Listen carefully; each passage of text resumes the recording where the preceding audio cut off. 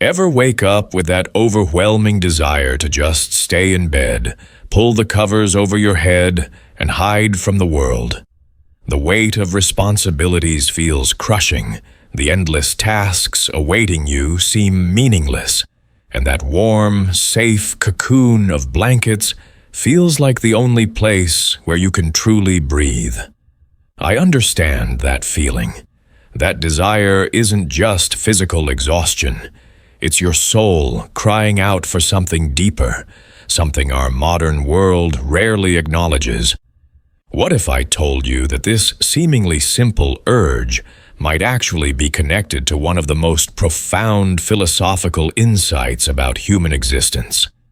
Today, I'm going to reveal how your desire to stay in bed is actually a window into understanding the very nature of freedom, according to one of history's greatest thinkers, Immanuel Kant. By the end of our time together, you'll see this daily struggle in an entirely new light, not as a failure of willpower, but as a profound invitation to discover what your soul truly needs. That feeling of wanting to stay in bed isn't just laziness or procrastination, despite what our productivity-obsessed culture might have you believe. It's a deeply human experience that nearly all of us share, yet we rarely talk about the deeper meaning behind it. Instead, we beat ourselves up, set more alarms, drink more coffee, and force ourselves into a world that often feels disconnected from our authentic needs. Our society views this desire as a problem to overcome. But what if we've been interpreting this signal completely backward? Kant's philosophy offers us a radically different way to understand this experience, not as a weakness to conquer, but as a profound message from our deeper self about the nature of true freedom and autonomy. At the heart of Kant's philosophy is a revolutionary concept he called the categorical imperative, a profound insight about how human freedom actually works. Kant believed that true freedom isn't about following every fleeting desire or impulse. Instead, real freedom comes from acting according to universal principles that we ourselves recognize as valid.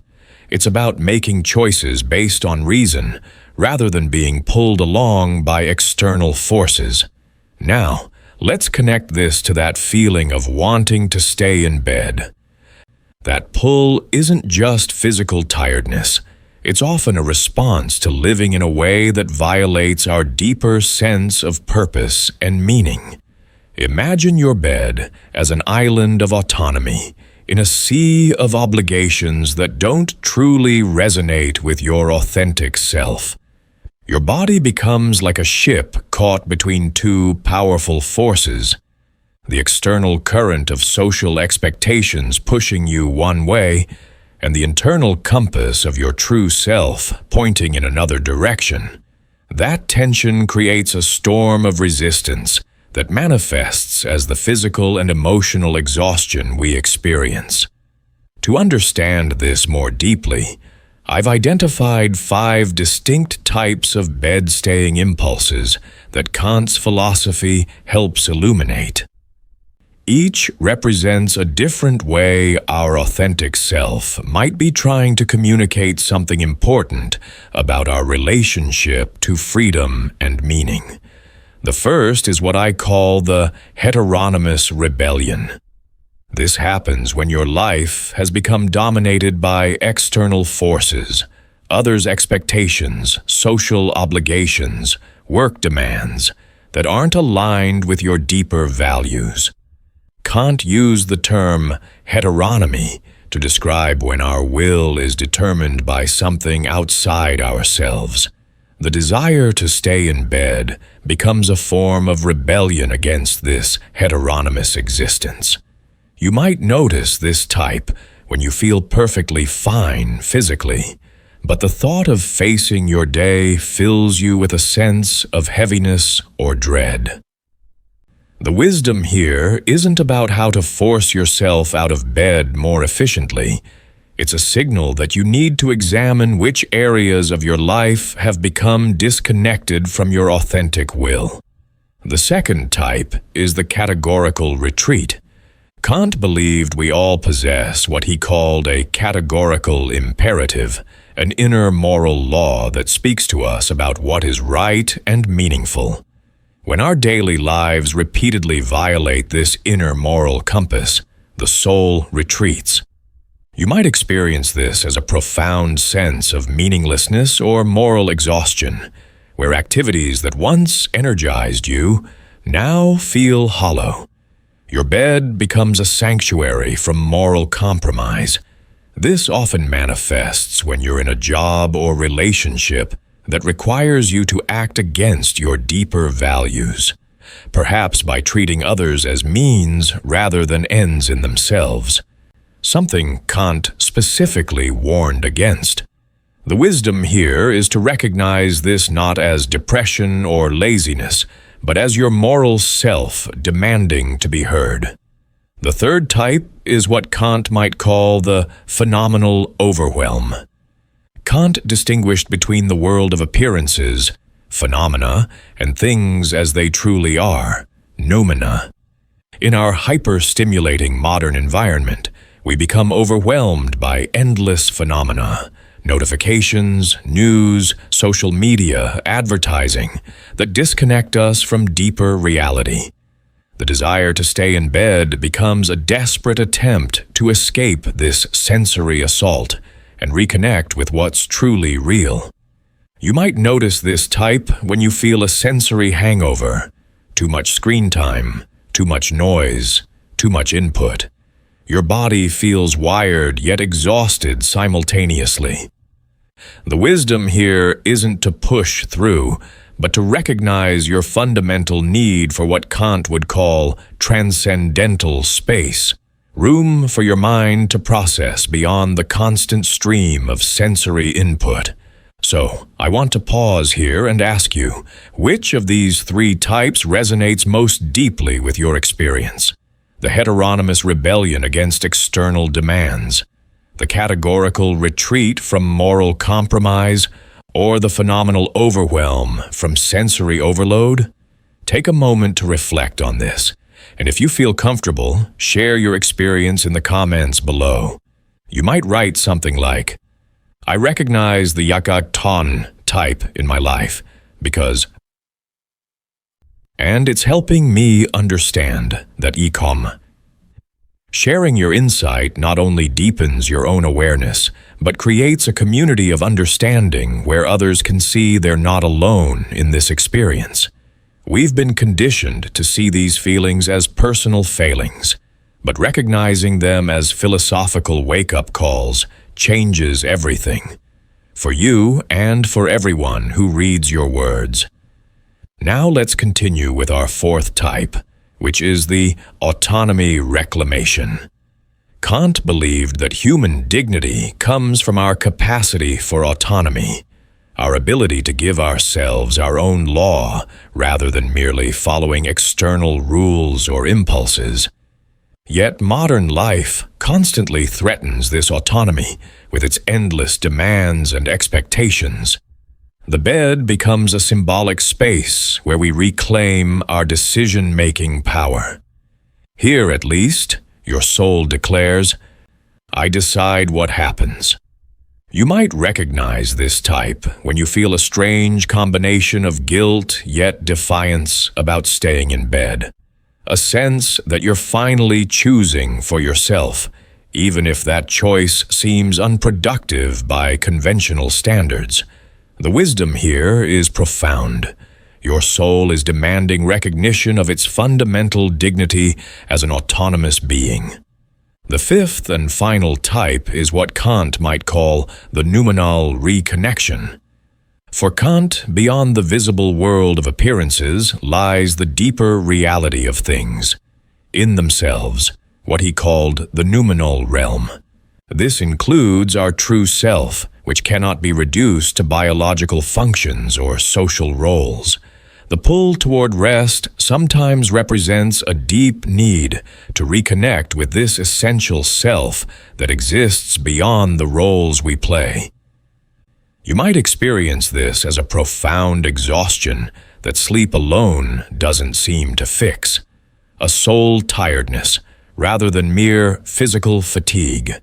The message here is that your being needs time to exist beyond doing, to reconnect with who you truly are beneath all your functions and roles. What unites all 5 of these types is a fundamental question about freedom. Kant believed that true freedom isn't about following every impulse or desire, but about living according to principles that we ourselves recognize as valid and meaningful. The desire to stay in bed often signals that somewhere in our lives we've surrendered our authentic freedom. We've become objects pushed and pulled by external forces rather than subjects acting from our own center of meaning. So how do we respond to these signals wisely? Kant offers us a practical approach that honors both our need for authentic freedom and our responsibilities in the world. First, we must learn to hear the message without judgment. When you feel that pull to stay in bed, instead of immediately fighting it or giving in completely, pause and ask, what is this feeling trying to tell me about my relationship to freedom and meaning? This simple reflection transforms the experience from a problem to be solved into information to be understood. Next, examine your daily choices through what Kant called the kingdom of ends principle. He suggested we ask whether our actions treat humanity, in ourselves and others, as an end in itself, never merely as a means. Look at your schedule, your work, your relationships, and ask, where am I treating myself as a mere means to someone else's ends? Where have I reduced myself to a function rather than honoring my full humanity? These questions often reveal exactly where the disconnect lies between your authentic self and your current life patterns. Then, create what I call islands of autonomy. Throughout your day, moments where you make conscious choices based on your own principles rather than external pressures. These don't have to be grand gestures. It could be as simple as taking 5 minutes to sit in silence before checking your phone in the morning, choosing what to wear based on how it makes you feel rather than how others might judge it, or setting aside time for an activity that connects you to your deeper values. These small acts of authentic choice gradually rebuild your sense of agency and freedom. Finally, practice what Kant would call reflective judgment, regularly stepping back to consider not just what you're doing, but why you're doing it, and whether it aligns with your deeper principles. This reflection isn't about perfection, but about conscious living. Even when external requirements don't change, we all have responsibilities we must meet. Our relationship to them can transform when we connect them to freely chosen values. As you implement these practices, you may notice a fascinating paradox emerging, one that Kant's philosophy illuminates beautifully. The more you honor the deeper message behind your desire to stay in bed, the less you may actually feel compelled to stay there. This happens because what your soul is truly seeking isn't physical rest, but existential autonomy, the sense that your life is truly your own. When you begin living from this place of authentic choice, the bed no longer needs to serve as your last refuge of freedom. The rebellion subsides when there's nothing to rebel against, because you've integrated freedom into the fabric of your waking life. The transformation manifests in subtle but profound ways. You might notice that you begin to wake naturally, without an alarm, because your body knows it's rising into a day that honors your deeper self. The heaviness that once made movement feel impossible gradually lightens. Decisions become clearer because they're guided by internal principles rather than external pressures. And perhaps most significantly, you develop what Kant called moral feeling, an embodied sense of what actions align with your authentic freedom and which ones violate it. In our modern world, this Kantian approach stands in stark contrast to prevailing attitudes. We live in a culture that idealizes constant productivity, that measures human worth by output and achievement, that treats rest as merely instrumental to more work. This perspective reduces humans to functions rather than seeing them as ends in themselves, precisely what Kant warned against. The modern person is caught in what Kant would call a heteronomous existence, governed by forces external to their own will and reason. Small wonder, then, that our beds become the last battleground of autonomy, the final space where we can assert, "I am more than what I produce." Historically, many wisdom traditions recognized the profound importance of rhythms that honor human dignity. Ancient philosophers like Seneca warned against the busy life that keeps us constantly occupied but disconnected from our deeper purpose. Religious practices across traditions incorporated regular Sabbaths, not just as rest, but as reminders that human value transcends utility. Even in pre-industrial societies, work patterns typically followed natural rhythms rather than artificial schedules. Kant's philosophy helps us recover this wisdom in a contemporary context, reminding us that true progress isn't measured by constant activity, but by alignment with deeper principles. If you've found value in this perspective, I invite you to join our community of philosophical explorers. This channel is dedicated to uncovering the hidden wisdom in our everyday experiences, finding the profound meanings that often lie just beneath the surface of our most common struggles. We're not interested in quick fixes or productivity hacks, but in genuine transformation through deeper understanding. Each week, we explore how the insights of history's greatest thinkers can illuminate our present challenges and awaken our authentic potential.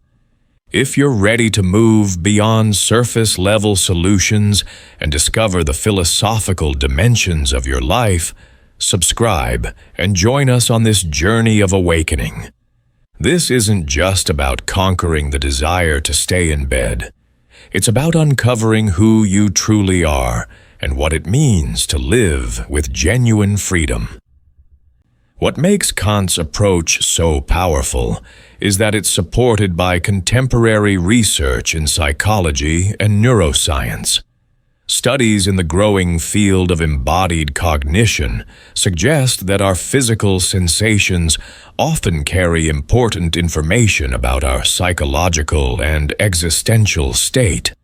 The body knows when we're living against our values before our conscious mind recognizes it.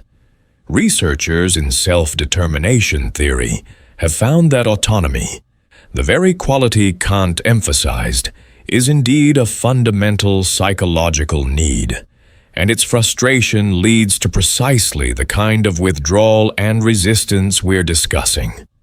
Meanwhile, research on decision fatigue shows that constantly overriding our authentic inclinations depletes the very mental resources we need to make meaningful choices. What Kant intuited through philosophical reflection, science is now confirming through empirical research our fundamental need for authentic self-determination. In closing, I want to invite you to see that morning struggle in an entirely new light. That desire to stay in bed isn't a character flaw or a simple lack of discipline. It's a profound philosophical signal about your relationship to freedom and meaning. The question isn't how to force yourself out of bed more efficiently. It's how to create a life that honors your fundamental dignity as an autonomous being. When you begin responding to this signal with philosophical awareness rather than self-judgment, something remarkable happens. The bed no longer represents escape, but becomes simply a place of rest. Your soul no longer needs to cry out because it's being heard in your waking hours. Remember that Kant believed the highest purpose of human life is to live with dignity, to honor the rational, autonomous nature that makes us uniquely human. This doesn't mean ignoring our physical needs or emotions. It means integrating them into a life guided by principles we ourselves recognize as valid. Perhaps the desire to stay in bed is, in its own way, a reminder of this highest purpose, a call to examine whether we're living in alignment with our deeper values.